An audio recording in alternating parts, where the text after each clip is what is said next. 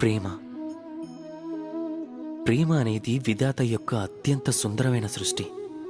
కానీ ప్రతి సృష్టిని కూడా జాగ్రత్తగా కాపాడాల్సి ఉంటుంది. మీరు ఈ విగ్రహాన్నే చూడండి. కళాకారుడు దీన్ని తయారు చేసినప్పుడు అప్పుడు ఇది చాలా సుందరంగా ఉండేది.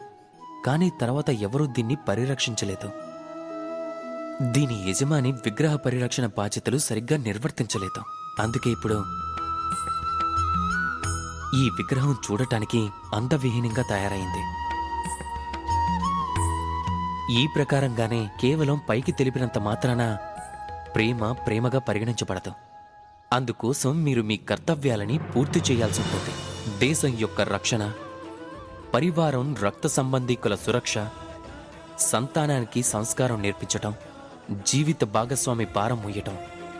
ఈ కర్తవ్యాలన్నీ మీరు నిర్వర్తించినంత వరకు ప్రేమకి దూరం అవుతూనే ఉంటారు. ఒకవేళ మీరు ప్రేమామృతాన్ని పొందాలనుకుంటే కర్తవ్యం అనే తపస్సుకి సిద్ధంగా ఉండాలి.